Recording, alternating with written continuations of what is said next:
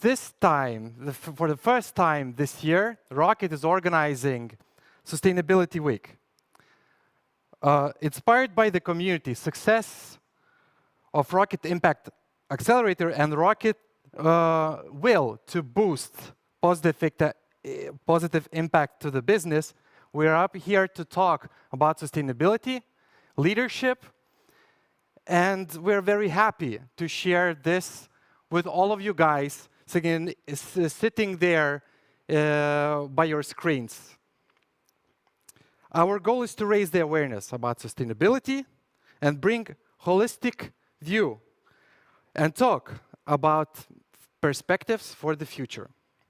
Sustainability Week is uniting people in the Rocket, the community, and partners. We have businesses, banks, corporates, government institutions, and other people interested in sustainability coming together for the whole week to talk about sustainability and how we personally can commit and bring the impact to our lives. So I would like to invite all of you to listen for a welcome speech by European Commissioner Mr. Cincavicious.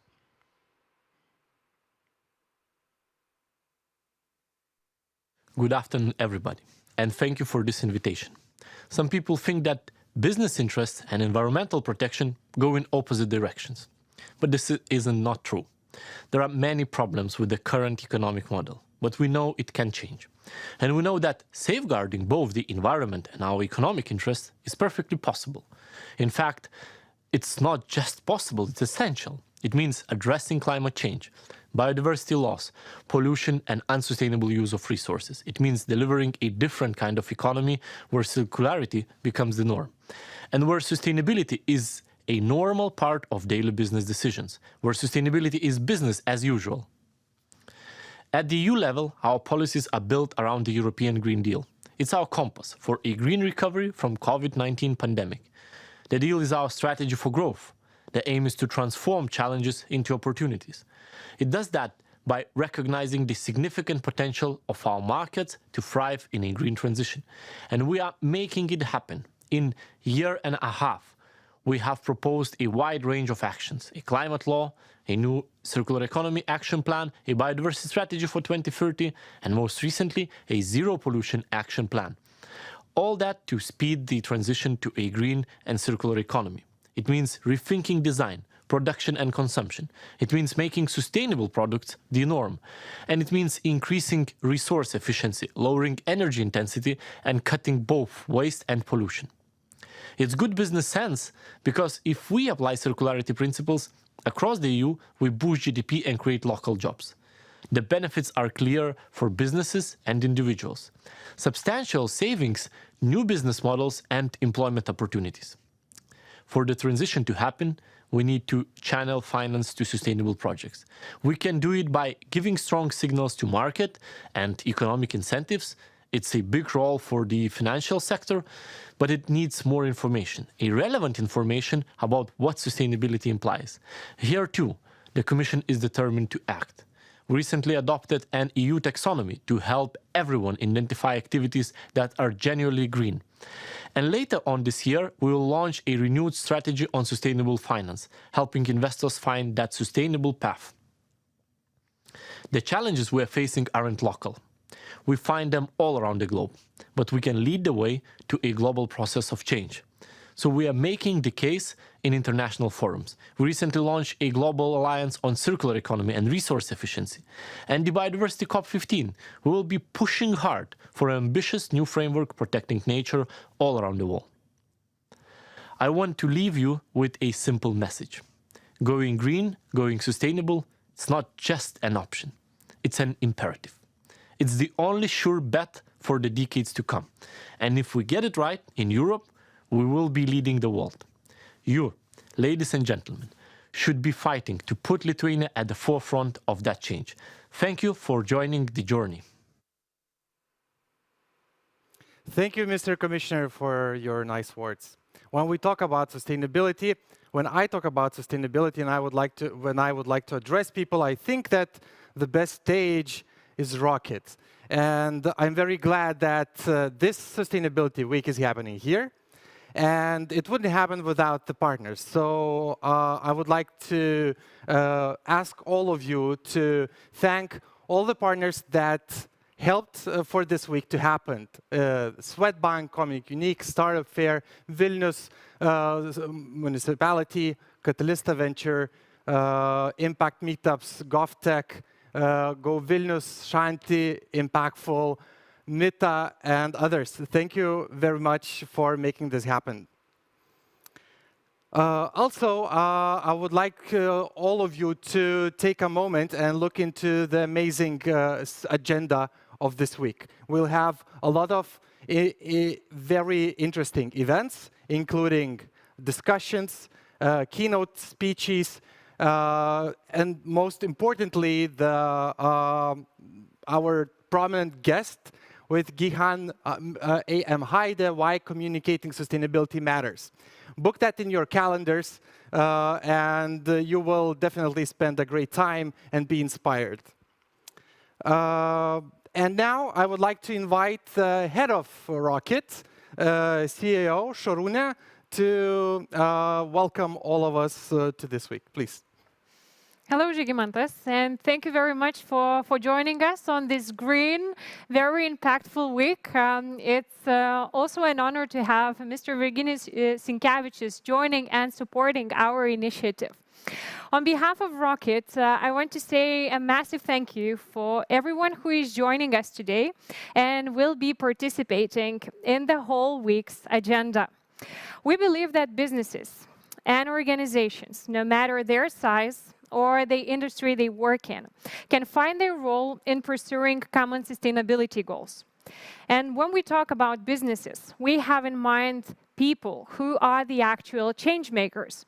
These are the ones that take action, they take the leadership, they inspire others. As well, they need to be very persistent, as making a change is not, and never was, an easy job to do. For decades, doing business as usual was the main deal breaker for innovation. And people would question, why change something if things seem to be working, right? But today, innovation is not a question anymore, and it's an answer if you want to be successful and leading. Exactly the same goes with the sustainability topic. And the more we know about it, the sooner we adopt it, the better decisions we take today, the better end results we will have in the long term. And here at Rocket, we already live and breathe sustainability for quite some time now, starting from reviewing our own initiatives, initiating projects, to calculating our own carbon emissions. And I'm very happy to announce that Rocket is becoming climate neutral. We have counted and offsetted all of our negative impact from day one of Rocket existence. Also, powering up with local community and contributing to the projects that are created here, we decided to help Pelkių Fondas project in taking care of Tartokas peatland, which is just 1 hour away from Vilnius. And these are just the first steps we're taking. So very soon you'll be able to hear more about Rocket and our community promise to the society in the report, Rocket Impact Report, which is coming very, very soon. So this is what this Sustainability Week is all about. Meeting right people, connecting with others, building a strong community of sane-minded. So we hope you get inspired and you will join us in this beautiful sustainability journey. Thank you very much and enjoy the week. Thank you, Žygimantas.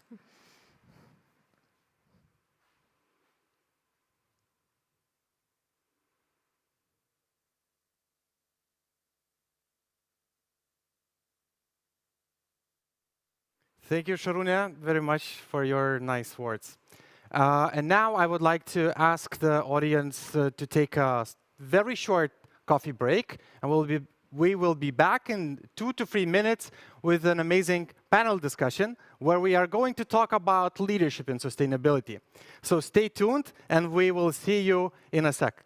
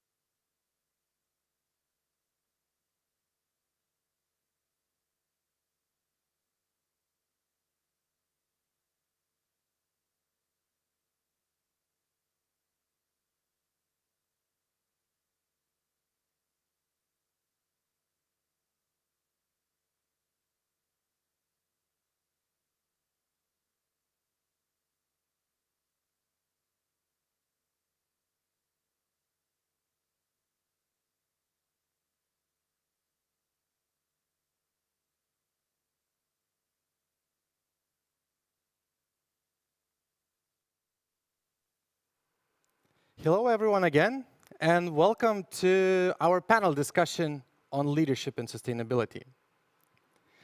Before of that, I would like to ask you again to look at the program of the Sustainability Week that you will see in your screen shortly. We have a lot of interesting events, and we urge you to put them in your calendars and attend. Yes, so you can see rocket events for Tuesday, Wednesday, and Thursday.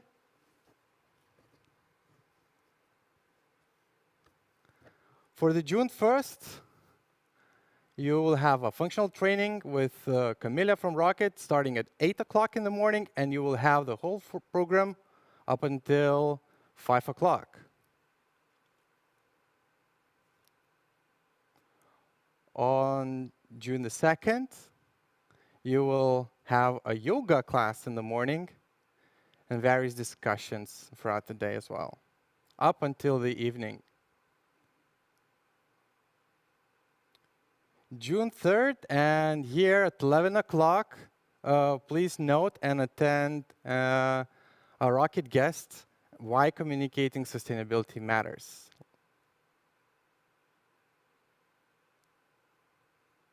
And 4th June, there will be from Paris to Glasgow, Glasgow agreements. Can green startups and scale-ups have an impact on countries' climate commitments? So find the program in Rocket Vilnius, Sustainability Week. And we're here in this green room to talk with our amazing guests about the leadership and sustainability. And to talk about leadership, everyone would expect to have leaders, and we do have them. So I would like to present Indrė Bimbirytė, the head of sustainability projects at Telia Lietuva, Alex Gibb, partner at Katalista Ventures, Edvilas Raudonikis, ambassador at large for climate, European Union Department, Ministry of Foreign Affairs, Lithuania, and Mantė Šidlauskaitė, CEO at Cogastro. Sveiki visi, hello. So when we talk about sustainability, I always start all the time, all my discussions with the same quote. If you're not building a business case out of sustainability, stop talking because people stopped listening. There's a lot of people that are hesitant to talk about this topic, sometimes because they don't know, sometimes because they do not believe in, sometimes because they do not understand, and sometimes they just do not understand the benefits of being sustainable or being the leader in sustainability. So I would like to start with a question for Mr. Edvilas. Could you please set us the scene? So what does it mean to be leader in sustainability? Who is the actual leaders in sustainability? Can Lithuania call itself a leader in sustainability? And if a country of less than 3 million people, what can we do? So thank you for this very inspiring question. And I just like to say that in the case of Lithuania, we have a very good example of the country which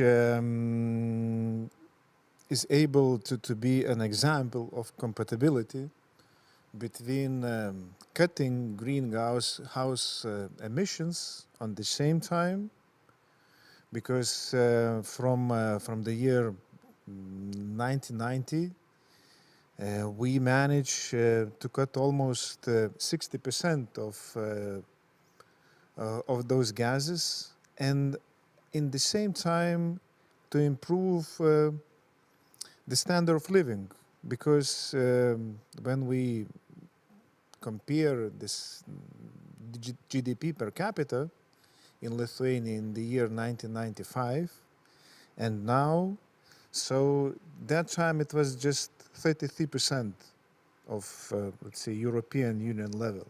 Now we have about more than 80%. So we can say that we are the leaders in some sense, let's say, in this field. And those changes, they are already going on around us. And maybe not everybody are able to recognize them, but they are everywhere, and we are, let's say, successfully using already, let's say, the results of that. And when we speak about European Union policy, about Lithuanian policy, so we see that so-called the green policy, Green Deal, what was announced by the European Union, let's say, the last year, we see as the additional opportunity for us to make the next step. Let's say what we made with the joining of the European Union and NATO 15 years ago. So now we have another chance to make a huge step forward in order to reach absolutely different level of our economy.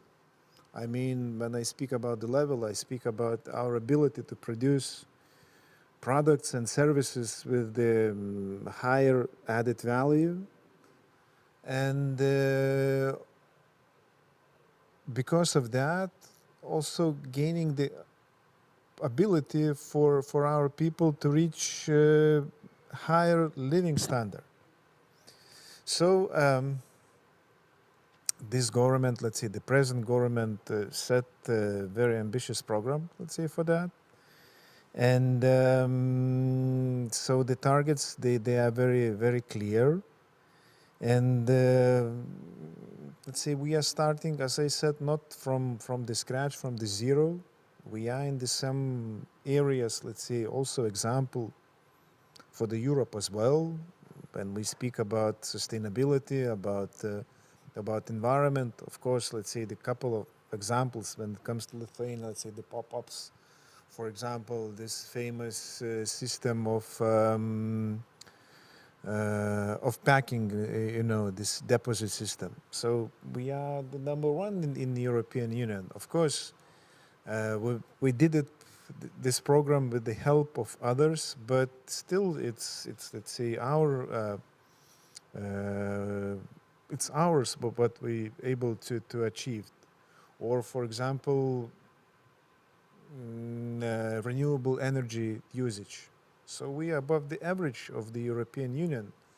And so our plans, our strategy as far as the energy is concerned, they are very ambitious, and actually having in mind that we have no other way how to become more stronger, more independent. I'm almost sure that they are going to be, let's say, implemented. Thank you very much. Indeed, it's it's very important to know where you are the first. But living in Scandinavia for a couple of years, I realized that sustainability was, a part of everyday's vocabulary. Everyone was talking about sustainability in every step of their lives every day, and we are still cherry picking for the small examples of where we are actually true leaders. It's really humble to know that there are examples where we are leaders, but personally I miss that feeling that we are talking about sustainability in our everyday lives. Or at least we were not talking about sustainability a couple of years ago. Isn't that right? And I would like to ask Indrė to present how the corporate world, especially a company that is that comes from Scandinavia, let's say the womb of sustainability, right? So does the sustainability comes from the top to bottom, or how is it there? Hello, everybody. It's very nice to join such a distinguished panel. Thank you for your question. And indeed, sustainability, I cannot agree more that in Lithuania, sustainability topic maybe is still quite young, but as you have correctly mentioned, I think over the last couple of years, it definitely has matured. And we do see this discourse towards discussing sustainability and talking about it and sharing our best practices getting stronger and stronger momentum. Representing the corporate, the whole corporate is a very tough, let's say, role, but I will try to take and talk probably from our example. In Telia, for us, sustainability is part of our business model, and we are committed to working and joining our strategy in a sustainable way. And for us, the backbone of our business is connectivity. And through connectivity, we empower the digitalization. And the digitalization, I think, is really important for the sustainable development and the sustainable change. First of all, the digitalization has a power to transform societies, and it also has the power to ensure the more efficient use of natural resources. And talking about leadership, we are doing a lot in this sense, but together with this leadership, it comes a lot of opportunities, but it's also a very big responsibility because the eyes are on you and you are setting the tone, you are setting the example. But what I would like to say is that I think in the sustainability sense, in the sustainability scene, being a leader in sustainability, it's not like you are the only one taking the stage. You are sharing it with many inspiring examples, and I would say I'm very honored to be that Telia is one of the, let's say, corporate examples, together with the non-governmental sector, with public sector, with startups, who are paving the way to talking about sustainability and the importance of it. And what we are doing towards the sustainability is we have our clear target set for 2030. And like I mentioned, digitalization has a really strong role. And through this digitalization, we can see that there is an opportunity to reduce fossil fuel emissions up to 15% directly, and the indirect effect of digitalization is actually up to 35% until 2030 to reduce the footprint. So I think these are really high numbers. And like I mentioned, being a leader means you're setting the tone, you need to share the example. So I would say we are really active in this sense, not only looking in our own footprint, what we can do and what change is waiting for us, but we are also trying to share this sustainability message, share our best practice. We have joined the Exponential Climate Roadmap initiative. We have joined the Road to Zero initiative. I think it's very important to mention the SME Climate Hub, which helps the small and medium enterprises to also set their own goals and join in this, I would say, a journey towards being zero. And there are many other initiatives that we are taking part to, and I think little by little the change will happen. Thank you very much. It would be interesting to hear the examples of the best and the initiatives you're the most proud of. Could you please tell about at least one of them? Yes. What impact does it have, Yes. and what are you proud of? Thank you. So one of the, let's see, the recent initiatives that would have quite a strong impact is the Eco Rating Initiative, which we actually have released only last week. And that's an initiative that Telia joined together with other operators in Europe. This initiative specifically helps for the customers choosing their mobile devices. So the Eco Rating means that currently there are several devices which have this rating, but there's going to be more and more devices which will be rated. And the customer choosing the device can see what score it has, and that score shows the overall of that device very specifically, the impact it will have on the environment, what's the life cycle, is it recyclable, is it fixable?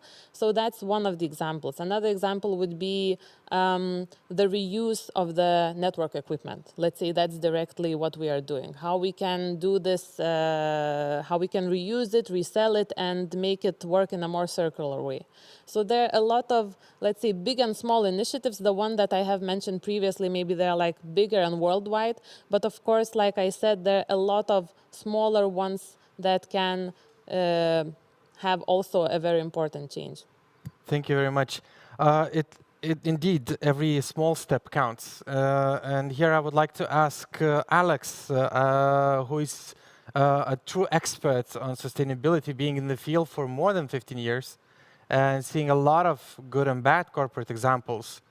And could you please share with us your overall view on leadership in corporate sustainability? Sure. So I think I'll try and avoid more of the bad stories because there are lots of those around. But I think it's really worth building on some of the really positive examples, as Indrė was saying there for Telia. I mean, for example, at the moment with Swedbank, what they're doing, there's a lot of very sort of close to home, very concrete actions, small things that people can do for them to become more engaged in sustainability themselves. And this really relates back to what you were saying in terms of, sustainability is still not, truly an everyday word, the same as it is in Scandinavia, for example. So I think little sort of small nudges are really important in going in that direction. Another interesting example, again, from Lithuania is Auga. And, for me, it's really interesting to see how perhaps 8 to 10 years ago, if you asked a room full of people, how many of you have spent a little bit of extra money on buying an organic or an ecological product?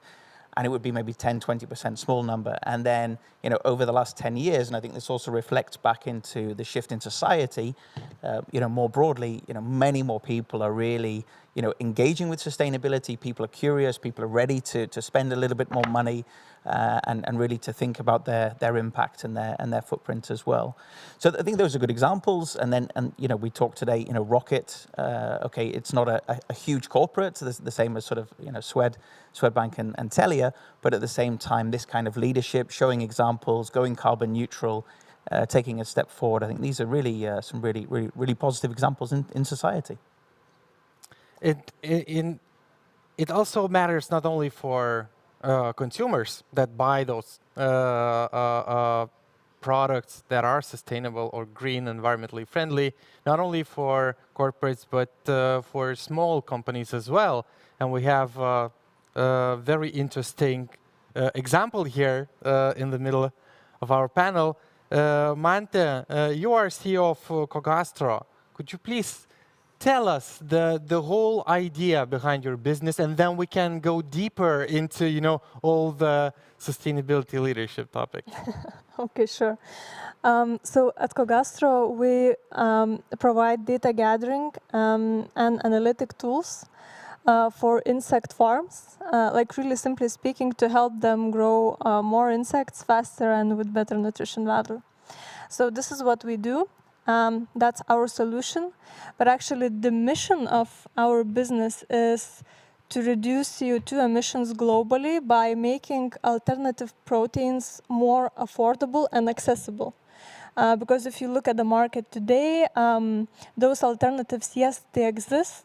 The markets are growing bit by bit, but still the prices are not enough competitive so that it would be available for really large portion of the major society. So, yeah. So let me get it straight. You are helping companies to grow insects for our diets. Yes, for humans as a food, and also there is a feed market, and feed market also causing a lot of global problems, and there are some global problems, and for feed you also need a protein that now is lacking on the market, so feed and food, yeah, for both industries. Building a business, it's really important, to trust the market you're entering it, meaning that you had the courage interesting people consuming more and more of insects as an alternative for protein, right? So where does that courage come from? Is there a story behind it? How it came to your mind, please? Yeah, sure. I mean, it's based on the facts. If you are, it's, you know, it's just the noticing the opportunity kind of fast enough or faster than the others. But it's not that we didn't understood what we are doing. I mean, of course, we see the need and we estimated, we calculated, right? And we saw that it's like the obvious problems there, and the insect farming in general will be growing and it will be taking considerable part of market shares. It's just the question when. The story behind was that I was looking at the TV show in New Zealand where scientists, mainly futurists, economists, were analyzing the how the sector is developing in New Zealand, because they're mostly farming animals there, and they were discussing that actually alternatives are needed, and then they presented really interesting projection of future restaurant, like how people are coming to order the food. Robots are coming and serving them. They're ordering everything through holograms, and then the robot is serving the plate of insects. So that was, for me, shocking and like a light in the head. This is what we have to do. So yeah. And I can say that I've tried the cereal with insects, with grasshoppers, I think it was. So that was an interesting experience, and it was pretty tasty. So I can vouch for that it's moving in the right direction. And I think mealworms as well, worms on pizza. That was another more interesting test of the insect market. But I think what Mantė is saying as well. It's interesting to see other startups that are doing this when they either believe that this is the direction that we're going. It's we have no chance because look at the figures. How can we start to build these businesses which will actually target these consumers? So in Lithuania again, Tingly is a really good example of how we've started off the business by bringing happiness through gifting experiences, but then that's really gone sort of a step further over time, much more around how do we have a positive impact on the environment? How do we reduce plastic? How do we reduce emissions and CO2 footprint? So I think there are lots of good examples out there.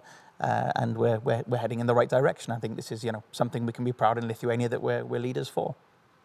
And indeed, talking about startups, we always have to mention Rocket. It's a home of fintech businesses and those that thinking sustainably. And Lithuania is one of the hottest hubs for fintech with over 200 companies, and everything happened really fast in just probably 5 or 7 years. The whole dream of Lithuanian fintech became real. And of course, it was done with the help of the government and with the coordinated actions and some very, with the straight arrows in this communication strategies. So I would like to ask again about Lithuania for Mr. Edvilas. Lithuania, among others, when it comes into EU negotiations regarding the climate. So, what is our position? Who are we? Are we those that are in the front talking and giving the examples and proposing the action, or those that are in the back, in the middle? Who are our best friends? And then how we are seen from the eyes of others? It's a very complex question, and because those negotiations, they are still going on. So I'd just like to mention that in European Union, so as I told, we are presenting our very high ambitions.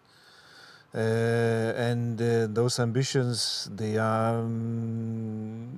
have the real ground in different kind of plans and strategies what we are already developed and then developing.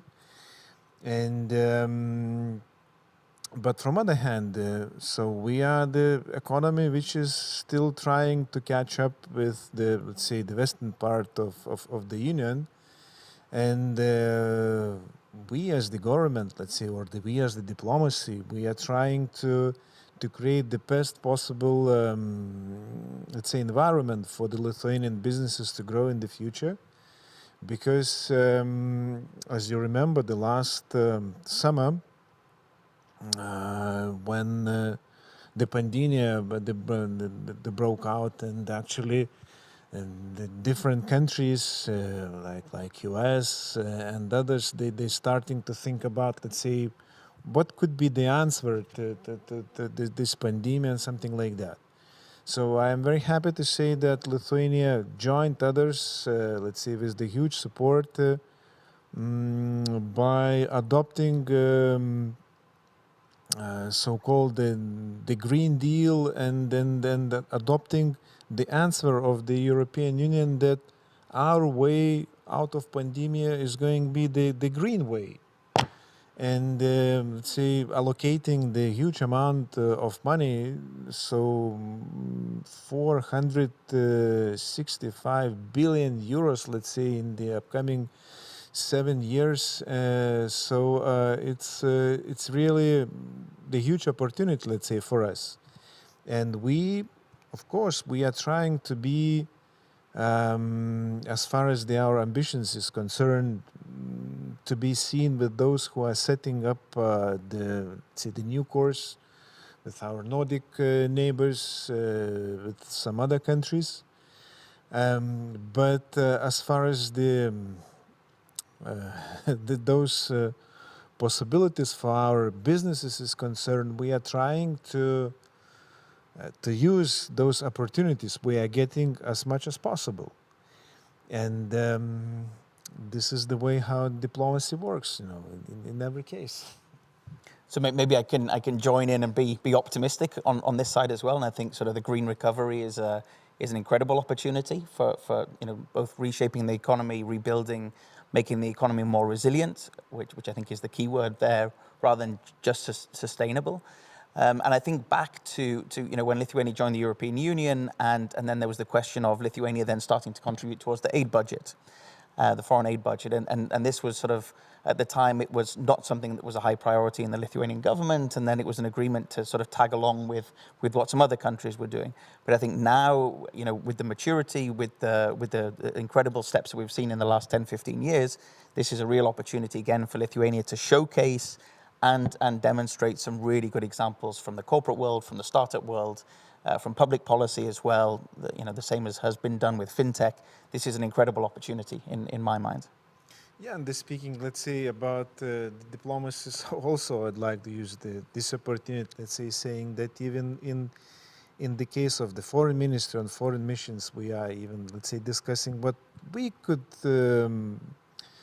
could be our input, let's say, in the sustainability. And for some time we are discussing, and we are about to adopt so-called the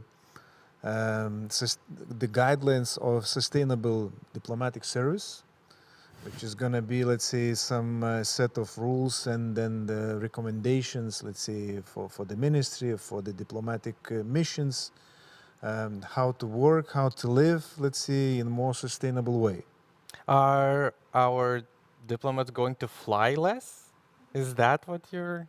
I hope so. Let's see, when we will have, let's see, more opportunities to travel, for example, using the fast trains and so on. So I guess that our diplomats, at least from Vilnius, will fly, let's say, less. But we have, let's say, our people already being located in the places where there are such opportunities already now. And we are going to suggest them, let's say, to choose the most sustainable way of transportation. Of course, I have to add that we will try to be as much active as up till now. And let's say we are trying somehow to combine, let's say, ability to reach the targets what we have, to reach the goals as the diplomatic service, but on the same time to reach that, let's say, in more sustainable way. Thank you. And when we are talking about the targets, I still believe that setting the targets and KPIs comes from, first and foremost, from the corporate sector and then to the government. And I would like to ask again about the Telia's example and the targets that you are setting up for your company and how it will look like in 2030. Is that the timeline? Yes, that's the goal. 2030 is the number. And as you said, I mean, talking about sustainability without clear targets really leads nowhere. You know, we can just talk and all agree that it's needed, it's necessary, but if you don't do clear actions and you cannot measure how you will get there, it's just a nice talk, and that's it. So in Telia, we have said that 2030 we're gonna be zero CO2 and zero waste, and also additionally we will have 100% involvement of our employees. It's a very ambitious target. When we announced it, I think we were not really sure with what we are getting in. However, now I know what we are in. We have very clear measurements. We have set our benchmarks. It is a really tough work. I'm not gonna make it simple, and especially when you are a big corporation, there's a lot of things to measure, there's a lot of things to account. Maybe, you know, being in telco industry, our industry is still in a good position because we are also the enabler, so to say, of the changes. And when you look at the reports, actually, our positive impact for other industries has 10%, 10% higher positive impact rather than our own negative footprint. So we are, let's say, the enabler of the change. At the same time, we are doing a lot of thorough and in-depth calculations which are audited. We are measuring our environmental footprint. As of this year, we're also starting to measure our digital inclusion footprint, and we have very clear targets set there.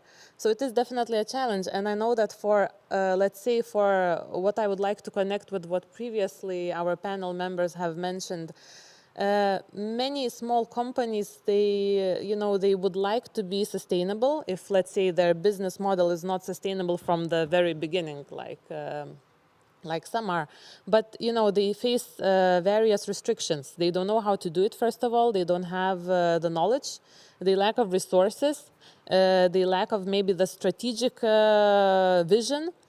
However, when we really look at this recovery package, it has a lot of incentives. And like I have mentioned previously, a lot of great changes will come through the digitalization of the business. And a lot of the incentives will specifically be aimed at the digitalization and transforming businesses to becoming more efficient. So there's a great opportunity, great chance for that, and I really hope that in the next coming years we will see the movement, so to say, in Lithuania. And indeed, digitalization is very connected with being sustainable, being efficient, and spending less, saving your resources, right? And here we had a black swan event, something different happened that shook our life and changed everything. I'm talking about the pandemic and the COVID-19, and everything has changed, especially, you know, the way that we run businesses. And I would like to ask Mantė to tell. So, you know, starting a sustainability company from scratch, you probably, you know, thought about being sustainable in every way, right? And in every step. But the COVID, how did it help, or is it preventing, you know, those sustainability practices? Could you enlighten us from, you know, real life examples of being sustainable in running a business? Yeah. When it comes to COVID, I think we were lucky that we were working in feed and food industry, and as you know, like feed and food supply chains can never stop. Yes, they were like broken a bit, like there was some challenges, but that was like continuous process that couldn't stop. And we are like software companies, so we create digital products. So for us, this pandemic even helped for our customers to show that the digitalization and technology advancement of their own operations is really important. Because if such crises are happening, you want to have possibility to control things remotely from anywhere, like even from your home. So for us, the situation was kind of helpful, and I guess maybe I cannot speak for all the startups here. Yeah, so that would be my answer. Thank you. Being sustainable in every day, in every step when running a business, it's a given, right? And maybe Alex, you can share some examples of how we can capture why we are doing this. Doing just for feeling good, or does it have monetary value? Does it, bring that, money into the equation? Yeah, no, nicely set up question there. I mean, I think coming back to what Indrė was saying before, there's again this shift in society and really where startups are, again, not looking just to make money. They want to have a positive impact on the planet. They want to have a positive impact on society. So, measuring inclusion, all of these things, this is really important how we actually go about this to promote this. I think what we see in Lithuania today is also that a lot of the startups, they will remember two of those things, but not the third one. So they'll think, I want to make money, the profit, and I want to save the planet, but I forget about society and the human impact. So a lot of what we do with Katalista Ventures is to sort of, fill in that third part of the triangle and help startups to cover all three areas. And it could also be the other way around, that they think about, the society impact and the profit, but then not the planet. So then how can we make sure they're having a positive impact on the planet there? So I think that's one important trend that's evolving. And I think, again, we were talking just now about sort of education and awareness. How do we make sure that people are more, just generally aware that we have a role to play, we have an opportunity within this role, and we go forward from there. I think the real question then that you asked is this sense of, is there money in it, right? Exactly. And too often companies have been thinking, no, I'm going to cut some corners and I'm going to make a quick buck for today. But we all know that this is very short-termist, and this really doesn't work in the long term. And funnily enough, actually this morning I saw an email from a CEO of a company, and he was arguing in a group that sustainability is not the right strategy in the long term, because the EU will regulate us all to be sustainable anyway. So this was another interesting, perception, that I don't need to worry about sustainability because it will be, it will come from the government, it will come from the, whichever institution that's handing out the money or the instructions. So that was a bit of a wake up call there. But I think, again, we've seen so many examples. We've seen really recently the growth of City in Lithuania. Last mile delivery, huge negative impact on the environment, and they've really managed to scale a business in a great way. By cutting out this last mile delivery with carbon. So there's some really good examples there. These companies are making money. These companies are generating significant value, both in terms of jobs, both in terms of turnover for the economy, the taxes they're paying. We've also seen the example of unicorns in Lithuania, .lt. Again, just an important step forward is this measuring, calculating, understanding, and it's from there that we can start to really manage and really have a positive impact. So again, I'm an optimist, but I see a lot of cause for celebration. I just want to add a couple of things. So regarding your example about the CEO and who told that sustainability it's not good for long-term strategy. I think and today we speak about leadership, right? So yes, government will be enforcing some regulations to help us to move forward, or to, because there is always a visionaries and then the later adopters, and the later adopters does everything when no other choice are available. So that's why we need the help from the governments to sometimes enforce a bit some of the things. But that's the difference, because when you're the leader, you're not waiting till the rest will do the thing for you. Then you're always a couple of steps ahead, like an Auga example. And then I guess to quickly reflect on Žygimantai, your a question about where is the money part. I guess sometimes it's happened in the different ways, but in the end of the day, if you're not generating business, then you're like not a business, right? Then you're an NGO or something else. That would be my point of view. Yes, and speaking about the business, so actually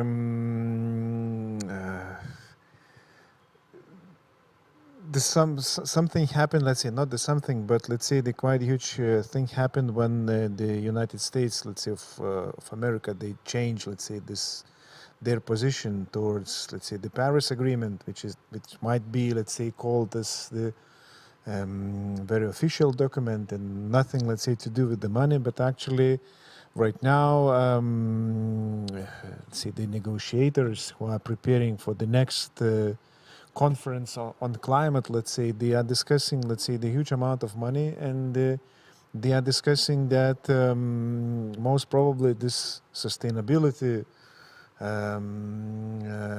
sustainable, let's say, economy, it's going to be, let's say, the biggest opportunity in the upcoming years, let's say, the billions of euros, of dollars, let's say, and those companies who will be, let's say, among the leaders, among the first. So as always, they will have, let's say, the better opportunity, the better chance to choose their place, let's say, their area of activity and so on. Because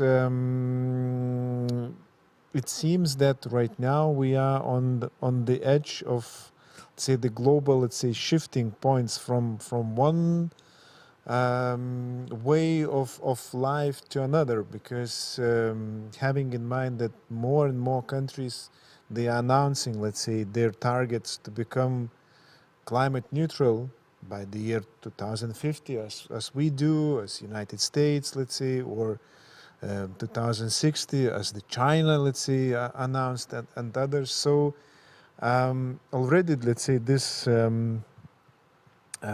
growing number of the countries and growing number of important countries makes this deal, the Green Deal, profitable and, let's say, applicable. Indeed, if we look from the longer perspective, being sustainable meaning using less resources to achieve your goal, using less resources or reusing the resources that were previously, in your business or in your neighboring business, if we talk about circular economy, meaning that you will spend less, right? I'm sorry, Žygimantai, is sometimes not using at all. Exactly. Because the consumption, we're always thinking about using, but... And degrowth, and then all the other concepts here as well, they eventually mean that there should be this money part, the profit part. And we should not forget, when we talk about sustainability and business, it's not only people and planet, it should also, be profit in it. And so I would like to ask from, Telia's perspective, how are you capturing it? How it will benefit your company? From the answer why I'm asking this, for those that are listening us, to kind of realize that they can also follow this example, do the same, and then, in 2030, look at their budgets and see the green numbers at the end. So how could they capture and what they could learn from you? Definitely. When I started talking about sustainability in Telia Lietuva, I would say even the internal approach was that sustainability is somewhat a soft topic. You know, and everybody in business asks, where is the business case? Show me the money, so to say. The great thing is that there is a money, and the money is big. And quite recently, Telia has released a report together with Accenture on circular economy. And the numbers which stand in this report are outstanding. Only for the telco sector, yearly there's a possibility, while let's say adapting the circular business model or helping it to grow, there is between 45 to 80 billion dollars. If we put it to euros, it's a little bit less, but still it's a huge amount. On the and when we add the other industries for which we can have the effect via circular economy model, there's $500 billion yearly. I mean, that's a number which is really spectacular. And that number really comes talking specifically about telco sector. For us, it comes enforcing the circular business model through several layers. So one would be what we can do internally in our operations, how we can transform our operations to being more digital, more efficient, how we can reuse all the waste that is internally. Another option is through the products, the device as a service, refurbished phones. There's strong potential in this business, as well as then the third part is how we enable other businesses to go circular. And these are the very clear steps that we are actually already doing. And there's already business case. And we have a lot of our business customers who are also sustainably oriented, who have their own sustainable goals. And through partnerships, through our cooperation, we can help each other to reach those goals.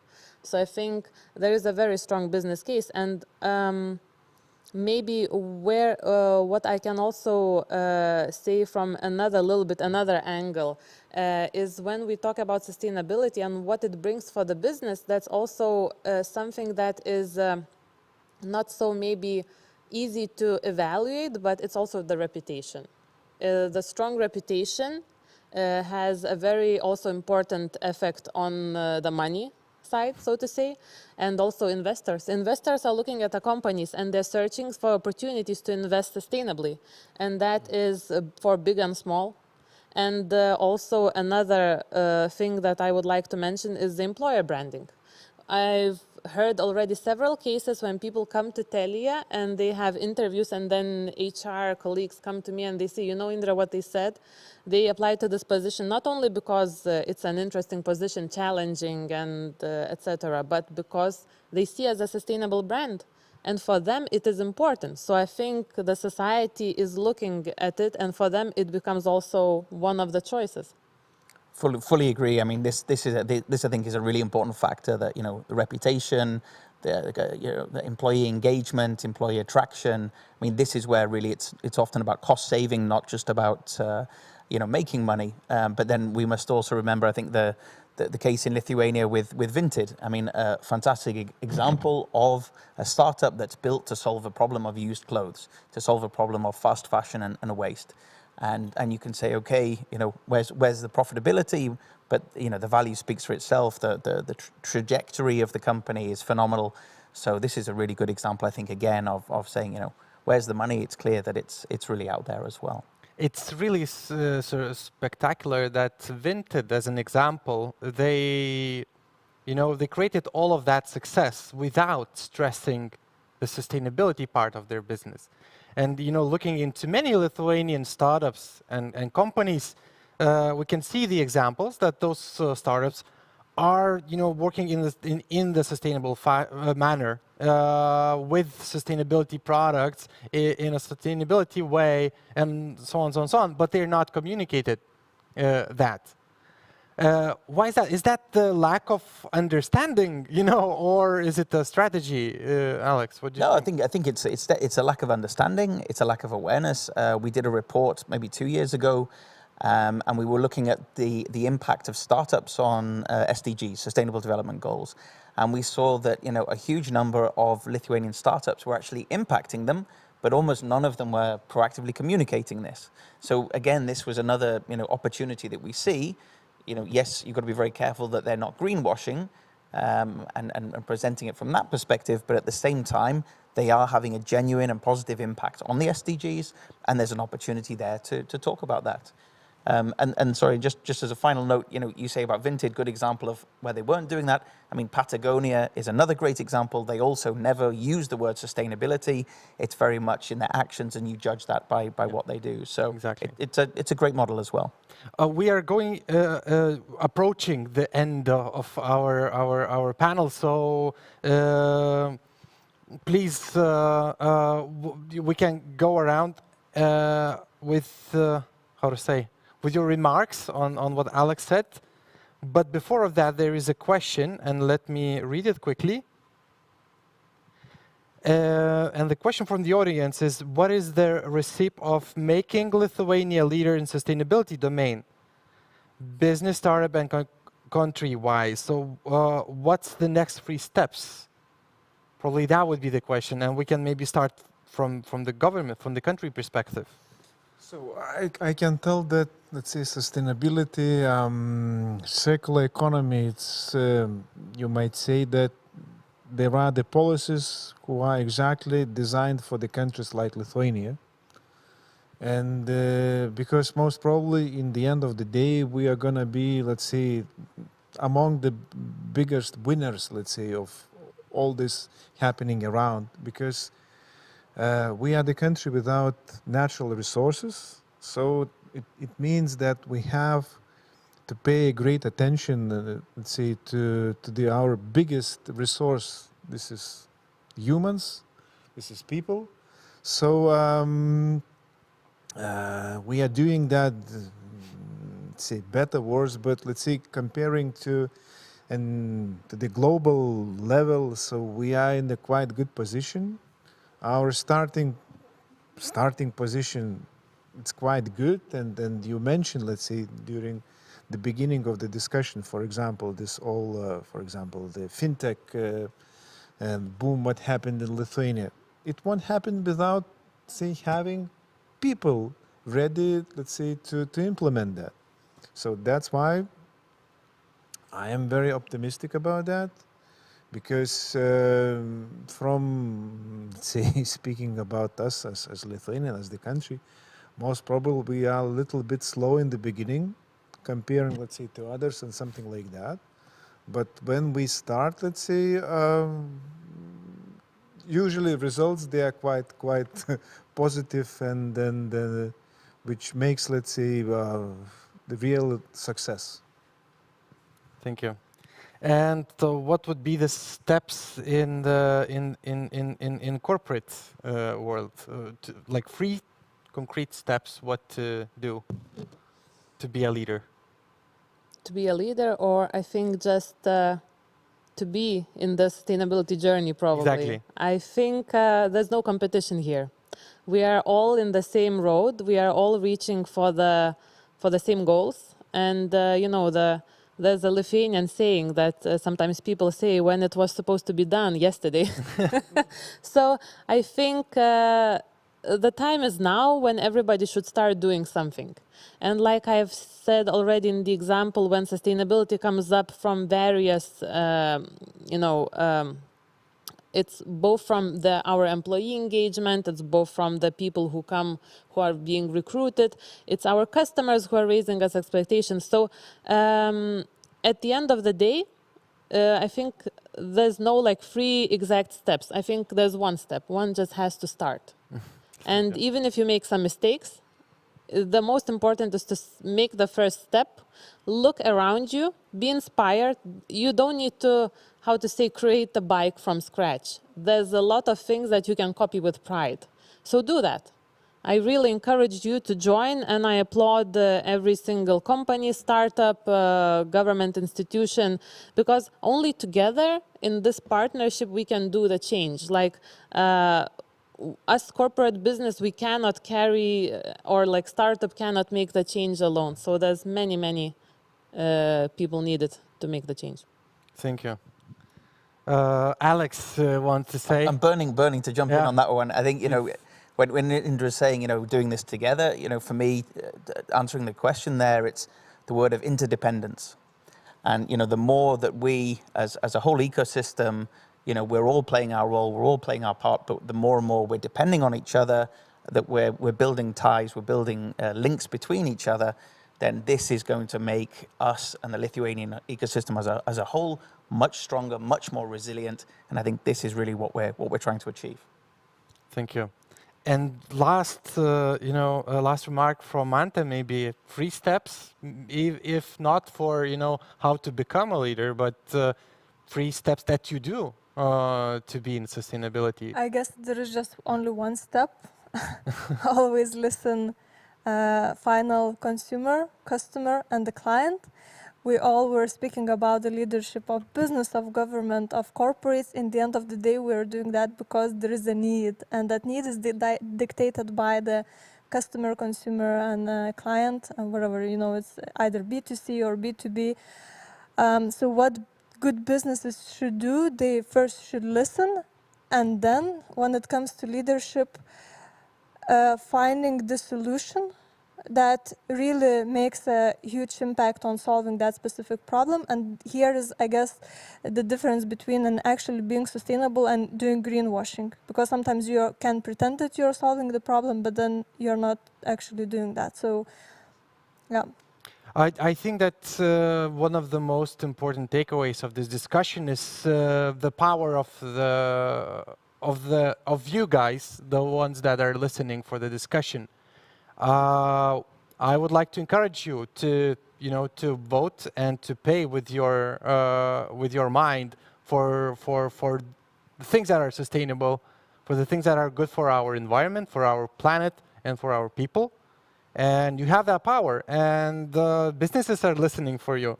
So be aware of that and use it responsibly.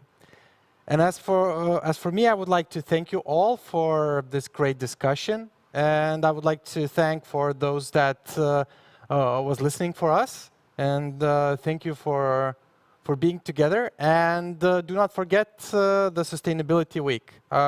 Once again, I would like to thank for all the partners of Sustainability Week, and invite the people listening to the rest of the agenda. That you will find on Rocket Vilnius or on social media. So follow and be active, and good luck. Thank you.